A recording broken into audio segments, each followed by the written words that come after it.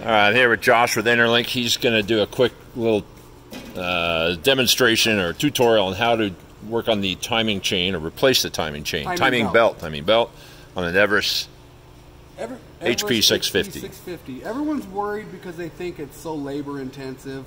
After doing one of these, you can have it done in 5 hours or less, and that's not doing it in a rush or hurry. There is no electrical or coolant that needs to be disconnected while doing this. All of the electrical and coolant stays together. The only thing you're going to remove is the top, front, side covers, and then you'll be at the front of the machine. So of course the side covers come off. The black top cover comes off. This has to come off with 5 bolts underneath and in the front and back. The blue front cover comes off with only 4 bolts inside here, 2 on each side. Where are you pointing at? This one here. This one? Okay. And this one here. 2 on each side. Okay. After then that'll lift off. After you have the blue front panel removed, the electrical panel stays in place. This panel will be here through the whole process. It does not move. You don't have to disconnect any of your wiring. You're not going to have a horrible wiring nightmare. Okay. Once you have the radiator exposed, there's only 2 bolts to remove the radiator in one piece to access the fan and the timing belt cover. Okay. Right here is one of the bolts. All right. And there's one more on this side hiding behind the lower radiator hose. Okay. At which point you will swing the whole radiator housing off to this side. Okay. To where it stays attached. You do not lose any of the coolant. It does not damage the hoses moving it over there. They are spring loaded so they don't collapse. Doesn't need to be supported from below. I set it on the rail here, and then I usually run a zip tie just to hold it to this cover here just to hold it. Okay. So we're going to a motor that I'm going to replace here. This is a Hyundai motor out of a what'd you call it? It's what out model? of a Hyundai Accent. Okay.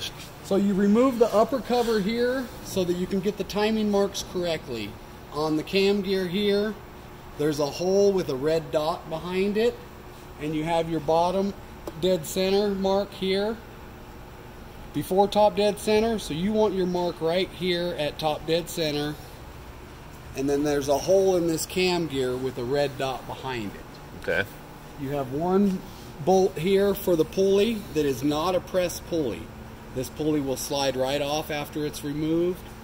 You have one bolt on the cam belt tensioner that you release, and the whole belt will come right off and reinstall in a minimal amount of time. That belt can be ordered from any Kragen auto parts place.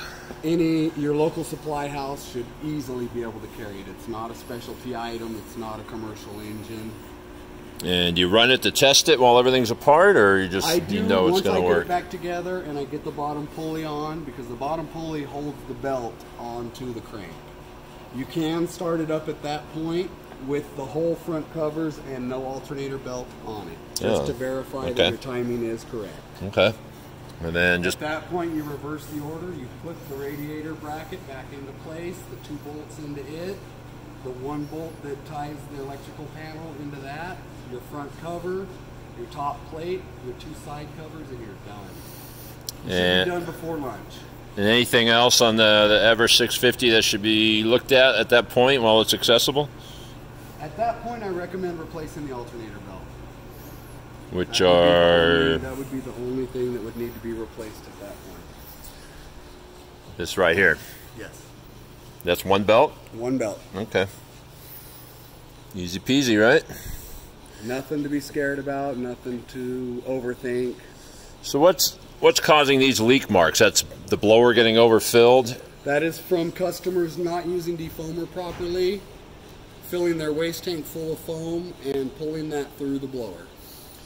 So can we assume that the heat exchanger on this is going to be full of lint and crap? Yeah, it'll be removed, cleaned, hot tanked, and then reinstalled with new grommets on the inside to keep the hot exhaust from affecting anything under there. Okay. Anything on the other side worth looking at or mentioning? At this point in time, you can always try to bleed any air out of the helicoil liquid-to-liquid heat exchanger. With this? Yes. Periodically, that's always a good thing to do. Because if there's any leaks in this coolant system at all, it's going to show up here in the way of air. All right. Thanks, Josh. Appreciate it. You're very welcome. All right. These machines are great. I think I got about 600 hours on ours, so what'd that take? 1,400 and you'll be time to do it. Awesome. Thanks again.